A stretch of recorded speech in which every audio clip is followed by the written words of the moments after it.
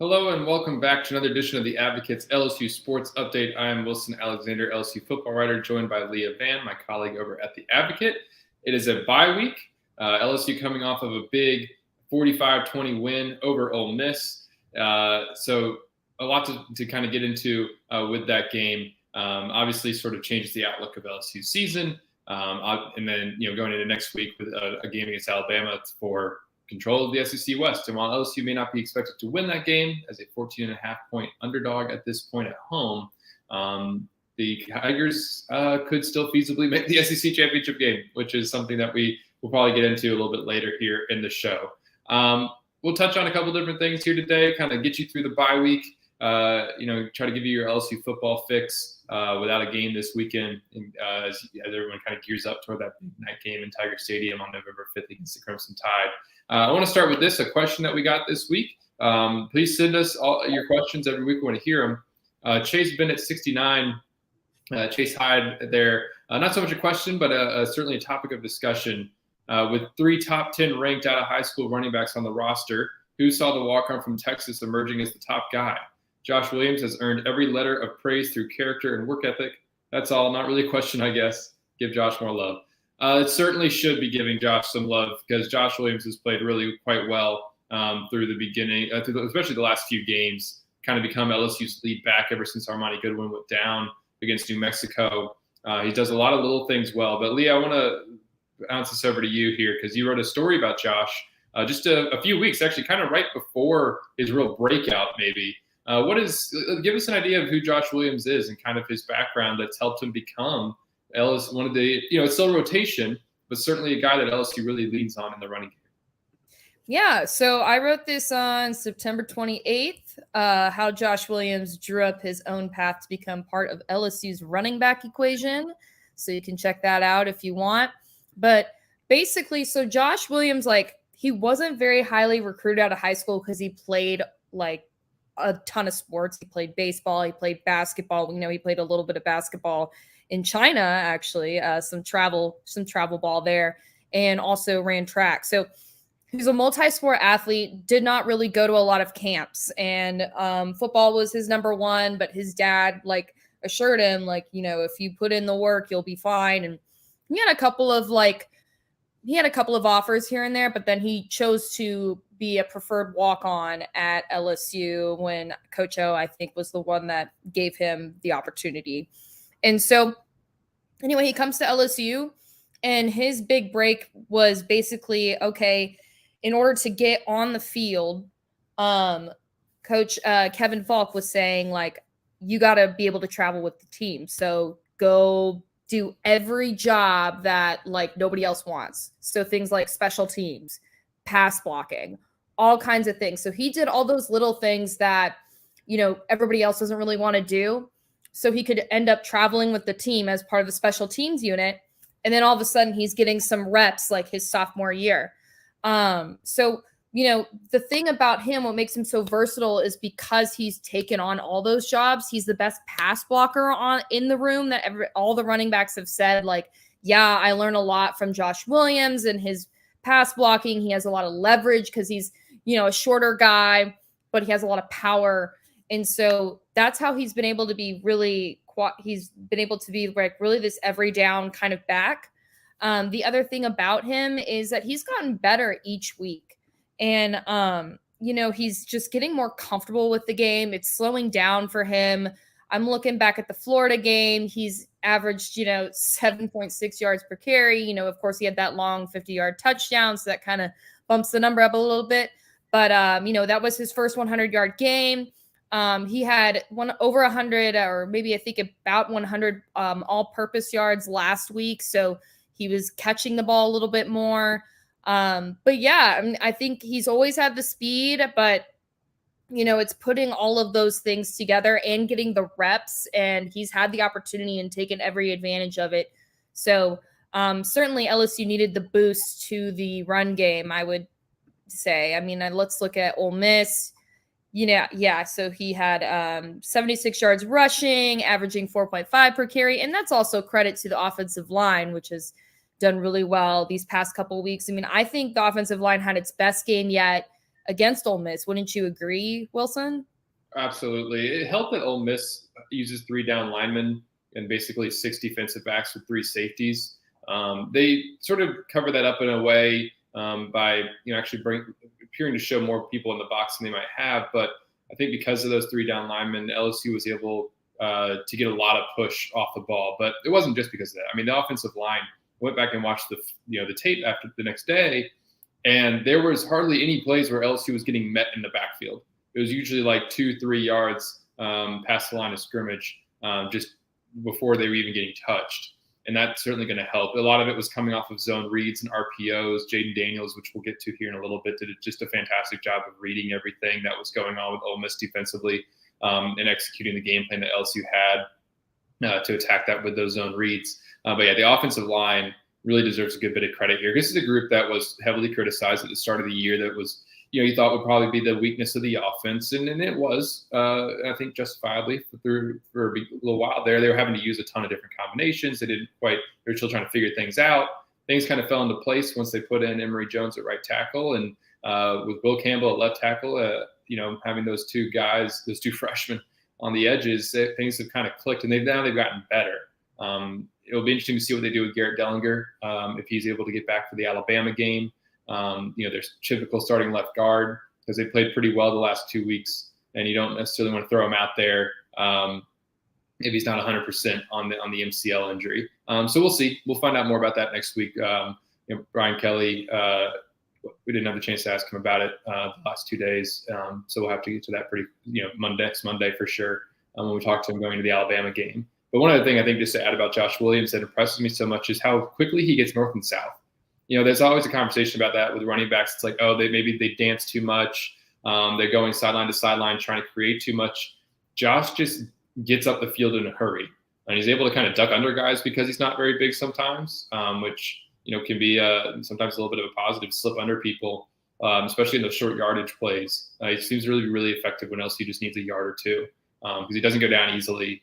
He keeps churning his legs, and then he just gets up the field pretty fast and is really able to, whenever he has like a small seam, just sort of slip through it for 5 or 6 yards, even maybe if it's not that much, 4 or something, just kind of keep them ahead of the chains, which was so important in that Ole Miss game in particular, I thought. But it's interesting. What do you think maybe the running back rotation looks like moving forward? I think it'll still be a rotation, even though Josh has maybe asserted himself as a lead guy right now, because Armani's just getting back. We know John Emery, quick injury update today. He's got an Achilles tendon issue, a little bit of a strain there. And so Brian Kelly listed him as day-to-day. But I don't know. Just, what do you expect to maybe see out of the rotation, especially against Alabama? Yeah, I'm interested to see if Josh is going to still start or if Armani Goodwin is going to start. Because I felt like Armani had the starting position before he got hurt. And he has a little bit more experience, but then again, like Josh Williams has more experience this year and has been doing very well. So I think like Josh, I think they'll definitely use them interchangeably, like they did against Ole Miss, but a little bit even more so to kind of split up the reps. And I liked what I saw out of Armani was kind of those like jet sweep like plays, like out on the outer edges. He's really got like the speed to kind of get around guys. And if the blocking holds up and, we've got these freshman tackles who have played, all these games now. So now if you can hold that together, which, might be kind of tough against Alabama, but I think Armani he's a really good back that's very versatile as far as like getting a little bit more creative with the run game. Whereas Josh Williams is kind of, like you said, that downhill, like through the middle, up the seam kind of guy. So I'm interested. I'm actually I'm really curious about that. I think LSU will need to have a successful run game against Alabama, just because I think you just need to be a well-balanced offense when you're playing a defense like Alabama's. So that's kind of what I'm expecting. But speaking of Alabama, I know we're not there yet, but you got a little bit of injury news from the SEC teleconference this morning with Brian Kelly. Can you elaborate on what he said this morning? Yeah, for sure. He sort of three main players. We already mentioned Emery with the Achilles being day-to-day. He was dressed out but didn't play against Ole Miss. And then two others, Major Burns is a starting safety. He hasn't played since the Mississippi State game, so it's been a while. But he's still expected to be a part of the game plan against Alabama. He's supposed to be cleared for contact on Monday and play in that game, make his return from an upper neck injury. And then Jack Besh, the sophomore wide receiver and LSU's primary returner, has been out for the last two games. Well, left in the middle of the Florida game and then missed the Ole Miss game with a lower back strain. And he is trending toward a return. Brian Kelly didn't say specifically if he was, but Brian Kelly said that he talked to Jack Besh yesterday, asked him how he was doing, and if he thought he would be playing against Alabama. And typical Jack Besh said, no doubt. That's kind of what you'd expect to hear from Jack, unless it was something that was really, really quite serious. So we'll have to check up on that again next week just to see how he's doing. But Jack's going to stay around campus instead of going home to Lafayette over the bye weekend and just keep training and working on that lower back to try to make sure that he's ready against Alabama. So that's kind of where we're updated right now. The other person, like we mentioned earlier, who will have to be monitoring really going into that game is Garrett Dellinger and what LSU does on the offensive line. But really the reason I think LSU can even be well, it's kind of wild that this is a game that you can actually look at as a big game again. LSU Alabama always has attention on it, but the last 2 years broke a streak. Since 2007 to 2019, LSU Alabama had been a ranked game every single year. The last 2 years it wasn't because LSU had sort of dropped as a program. Well, now this is a ranked game again. We'll see exactly where the college football playoff rankings are next Tuesday as well. But right now, they're both ranked in the AP poll, and LSU at number 18, Alabama number 6. And probably the reason that it kind of has that juice behind it again is because of the way the offense has played the last 2 weeks. I mean, Jaden Daniels has been fantastic, quite frankly. No other way to put it. He's done a really, really good job and made a massive leap in a hurry. Not that there wasn't maybe some sign of improvement against Tennessee, but I mean, he just made a massive jump over the last 2 weeks. I'm curious. I know we talked about him some last week, but where do you sort of have seen maybe the biggest strides in his game when you look at those 2 weeks sort of as a whole now? Yeah, I think just his comfort in the pocket and like making decisions right. I think, there are so many moments where in the first couple of games, he would have just scrambled and kind of, just ran, which like, again, it works. But, if he's able to spread the ball out now, he's definitely getting comfortable and kind of working through his progressions. Like we've been kind of harping on for the past couple of weeks. He's finally doing that. And then some of the run plays, and they spoke to this at the press conference too, were more by design and less by accident, right? Like less of a scrambling kind of play. So he's, it's designed so that he can. I think a couple of his touchdowns were, they faked the handoff really well. And it's just like, it's so much better than, him just kind of panicking in the pocket and then like running forward or running around the edge. So I definitely, and he's got a little bit more chemistry with, Kayshawn, which I think everybody was looking for and everybody wanted. But that's what I've seen out of Jaden. What has stood out to you these past couple weeks?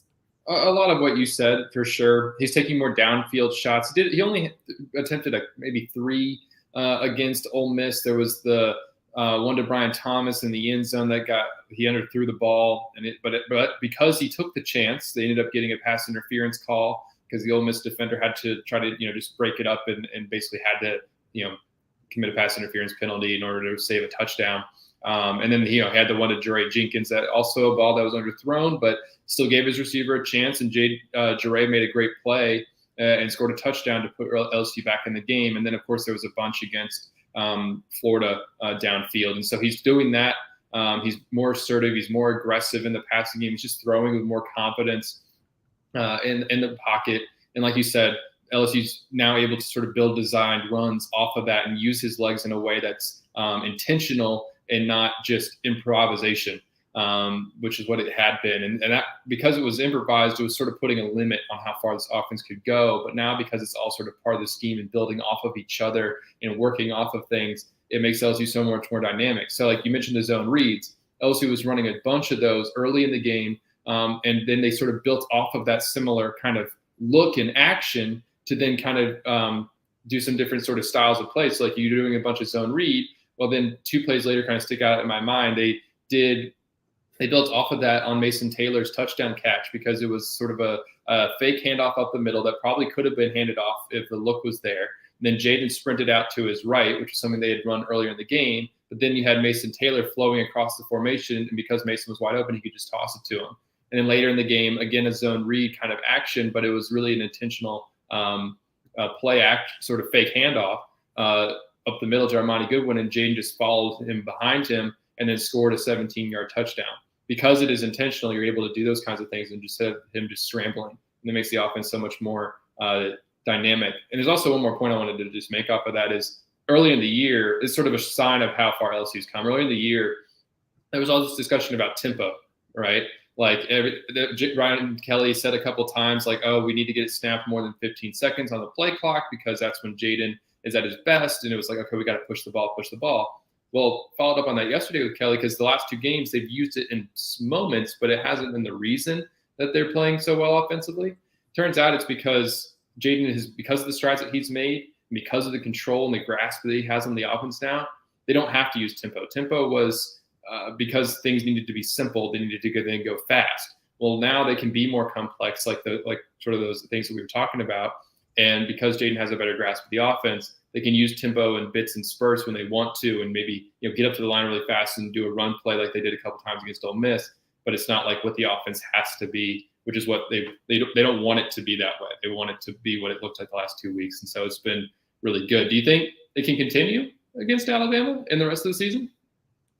Yeah, I thought the tempo point was really interesting too yesterday. It's like some of those things where it's true, but you're not entirely sure like if you're seeing things correctly. But when he was saying, yeah, you can't run as like you have to run like really simple plays when you're doing tempo because you don't have a lot of time to kind of change things up. I mean, that makes sense. It was kind of like when LSU played Tennessee and I was doing a story on defensive disguises and how, you can't really disguise against a team that runs a tempo offense because, you don't have enough time. So you kind of have to go with what you got. But the look that you get is the look that is going to be the play that you expect. And so I think against Alabama, I could see the way Kelly went for it against Tennessee. And I know that people don't want to like reflect back on that game, but I'm going to reflect and you're going to have to follow me here. Right.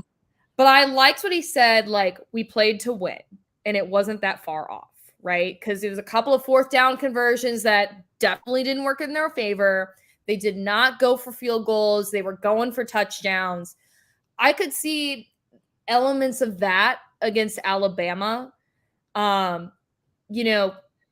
but maybe a little bit more balanced and like, okay, we're going to take a field goal on the opening drive. Like the first time we get in the red zone, let's just take the field goal. And if we can't get the touchdown, right? I also think Alabama has like shown some weakness these past couple of games. I mean, even against the Aggies, yikes. So, yeah, I'm excited to see. I think Jaden will take some more downfield shots for sure, especially as he's getting more comfortable with Kayshawn. Brian Thomas, I wrote about him too. He's a great deep threat. He's got the 2nd highest vertical on the team.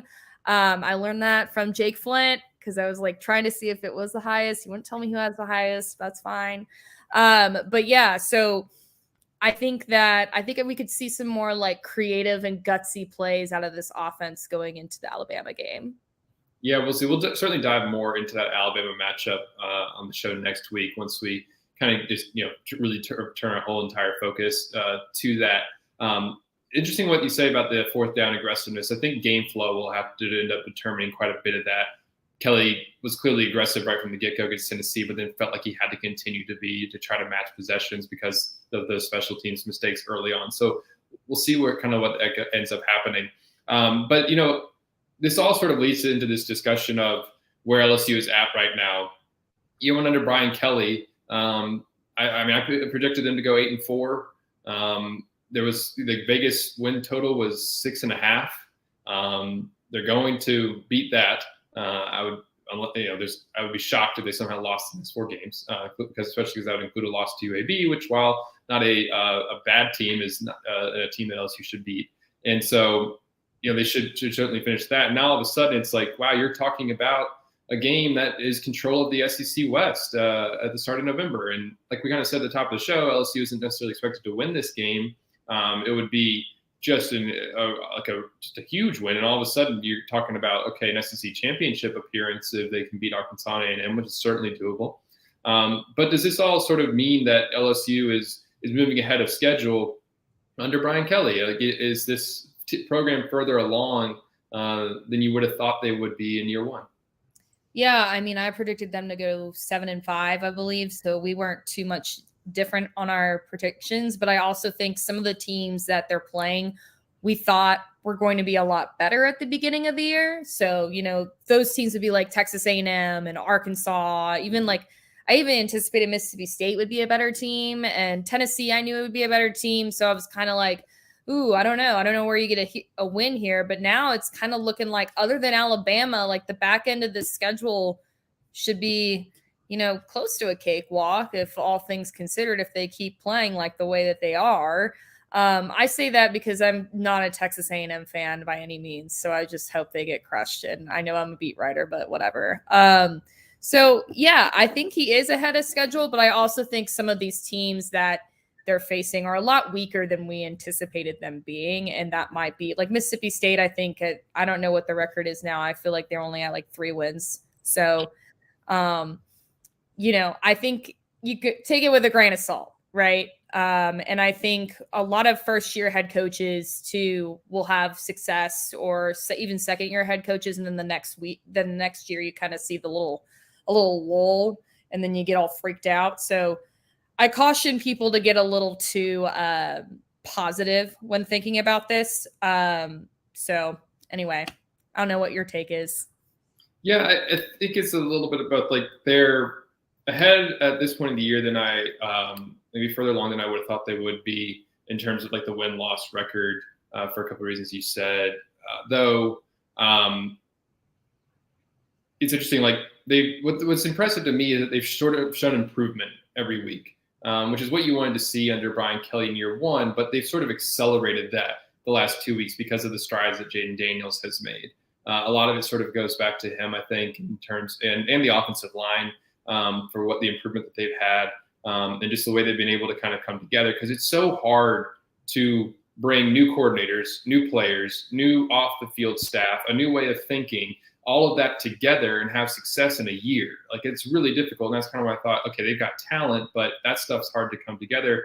But they managed to win some games earlier in the year, even when they weren't clicking. And so that's why they've sort of put themselves in a position to where now, they are clicking and they can play some really meaningful games, not just in terms of meaningful in the sense of like, we're building a program here and we need to win some games, but meaningful in that, okay, you're in the national conversation, you're on the verge of being a top 15 team, and you have a chance to really realistically finish the year 9-3, which would, just crush that Vegas over under win total of 6.5 and go to a bowl game, possibly end up 10-3, depending on who you play, which do, and all those sorts of things. So it just sort of changes a lot about this team. But I will sort of point to this because Brian Kelly was kind of asked about this in his press conference yesterday on his birthday. So happy birthday, Brian Kelly. Turned 61 yesterday. LSU's players or staff, they got him a cake. So that's nice. He didn't seem too jazzed about anything with his birthday, but anywho, he said that, he made the point that like they're still recruiting their first true complete freshman class, which is certainly true. They took over and finished off a class that didn't start with them. And then he thinks that they're making, they're establishing habits and that they're making progress. But he goes, we're still obviously building this thing. It's still going to take a while before we get to that point where everybody is feeling like we have gotten the program to where it needs to be. And I think that's very, very true, is that like they're about to play some really meaningful games, and you as an LSU fan have reason to get excited about them and talk about possibilities and dream a little bit, be realistic with those dreams, but to dream a little bit more than you could the last 2 years, certainly. But that this program is not where it wants to be, and that they are going to have to continue to build in order to get to that place. Some other things that kind of come to mind. First off, Wilson, I want your thoughts on storming the field. This was a topic in the press conference yesterday, and it's been a huge source of contention. So why don't you offer your thoughts? I don't think it's a big deal. I understand why people, who've watched LSU football for a really long time, are maybe upset by it because Ole Miss has traditionally been a team that LSU expects to beat. But I also sort of see the other side of it, like because it was started by the students, and it was pretty much just students. And it kind of started really slow, as if like they didn't really know if they wanted to, and then let's do it, and then everybody's like, all right, well, I guess we'll go on the field. A lot of those students have gone through 2 years where like they had a COVID year in 2020 where they basically even couldn't go to the football games. And last year they didn't have a good team to cheer for. And so a lot of those students haven't really experienced LSU football like the way it has been so much for the last 20 years. And so for them, it was like a chance to enjoy that again. And so I had no problem with them doing it. I mean, I understand why some fans are like, oh, we need to have a higher standard than beating an Ole Miss team that's ranking might be inflated just because of who they played. But it was a nice moment especially for the student. I mean, the players enjoyed it, and there was a lot of students there who had not really, by the time they got to LSU, hadn't experienced LSU football the way so many people are used to it being, and they got to have some fun and celebrate. So I think that's harmless.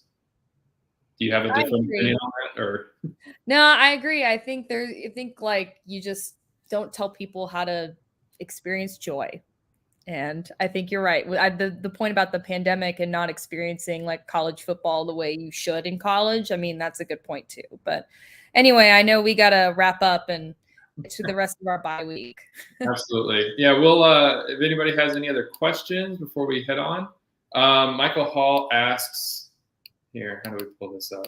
He said 9-3 New Year Day Bowl would be a great start to the Kelly era. Right. Well, let's get this next one. There we go. Why was the fine so steep? $250,000. Tennessee tore down the goalpost and walked around campus and was only fined $150,000. So the SEC, this is all part of the SEC standard policy. You started back in 2004, and then fines were increased in 2015. The first offense for fans storming the field of play, regardless of the sport, it's not just football, it's kind of your athletic department, is $50,000. The second is, I think, just $100,000. And then the third is $250,000. And then every subsequent one after that is $250,000. So I guess this would have been Tennessee's second offense under that policy. LSU had been, I don't remember what the first fine was, but the second one was the Georgia game back in 2018, which I think no fan will argue that was not justified. Certainly in terms of the storming the field discussion after beating a number 2 team there at home and really sort of announcing that you were a contender. But then the LSU one here, because it was their third time, they were docked with $250,000. So Michael, thank you for the question. We appreciate it very much. So that's going to do it for us here on the Advocates LSU Sports Update. We'll have some more coverage for you to get you through the rest of the bye week. You can find all that over on theadvocate.com and NOLA.com. We'll be back here next Wednesday to preview that big game against Alabama and break down everything about the matchup. And then we'll, of course, be, tons of stories every day in that week leading up to the game. So everybody, thank you for watching. You can find us here. Drop your comments, whatever you have. Every week on this show, we'll try to answer them. And then also newsletter. We have a newsletter every Wednesday. Excuse me, not every Wednesday, every day in your email inbox. So go and sign up for that as well. Thanks for watching, everyone. For Leah and everybody else at The Advocate, I am Wilson Alexander. This has been The Advocate's LSU Sports Update. Thanks for watching, and we'll see you.